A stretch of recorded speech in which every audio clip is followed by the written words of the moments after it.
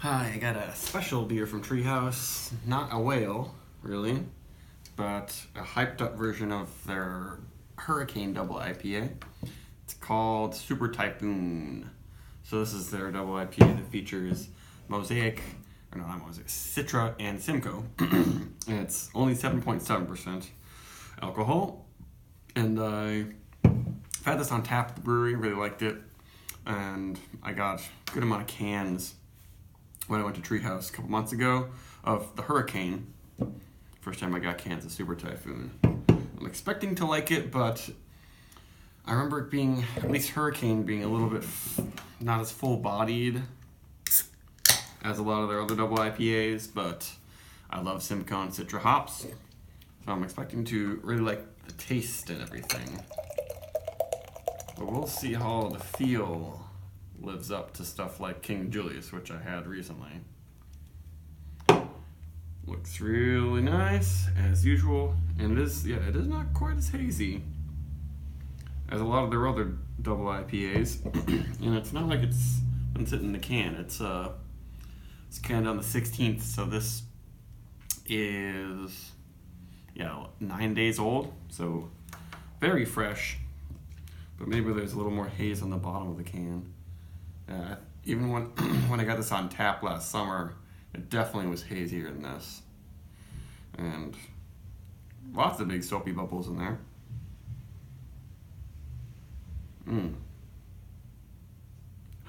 Yeah, having Simcoe prominent, it's kind of unique in a Treehouse beer.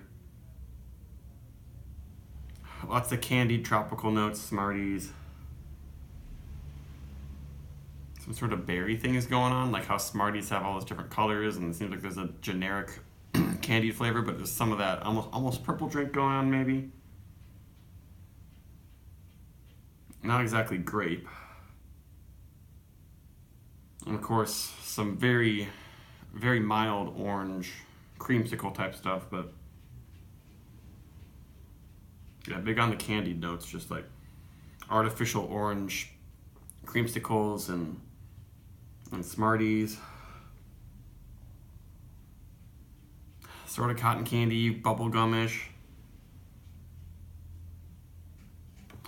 Yep, smells pretty good, but it's hanging out in the very artificial candy area of aroma, which I don't mind that. I like it. I like it in beer more than I like it in candies, I guess.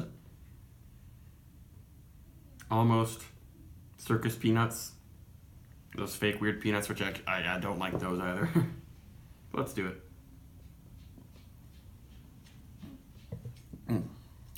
Ooh, gets juicier in the flavor. Not a super big body, like you might expect from the amped up versions of the double IPAs that Treehouse does. Yeah, I'm not sure why. It might just have to do with how it's lower ABV, and that's kind of what they're going for this. It's not, one of the more intense specialty beers from them, honestly. Yeah, it's still really silky of a mouthfeel, though. But for being the same price per can as King Julius, it's a little confusing. They definitely, it seems to me like it would have been cheaper to produce this beer. Maybe it just has to do with a little less malt, and malt is like actually in these super hoppy beers not the main price. It's hops. Hops are what really drive up the prices of these, and it's definitely a very, very hoppy beer. Yeah, once I can get my nose deeper in there, interesting, like strawberry notes, almost like strawberry kiwi. That's really nice. Yeah, I like that. Strawberry kiwi, almost banana, but like a very light touch of, fake banana. Because I know that this Treehouse yeast is a blend that includes some yeast strains that are very similar to German Hefeweizen yeast, which, of course is known for its big banana notes. But this doesn't have quite that, and it doesn't have the phenolic clove spiciness. It's just extra estery from the yeast.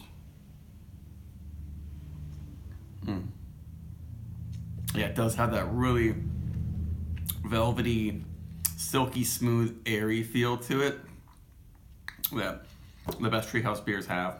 And yeah, that is really nice, but it doesn't have, there's no weight to it really. It's a pretty dry beer, and it's actually pretty bitter for a treehouse beer, I would say. Like, I think Very Green and King Julius, the two biggest whales I've had from them, those are surprisingly not very bitter, but they're very intense up front. But this one dries out pretty nicely, probably because it doesn't have the big body and sweetness of those other beers.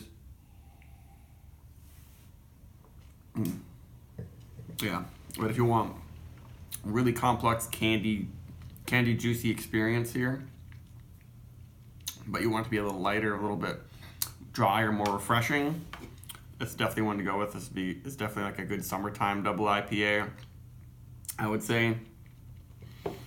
And it's leaving some pretty nice lacing on there.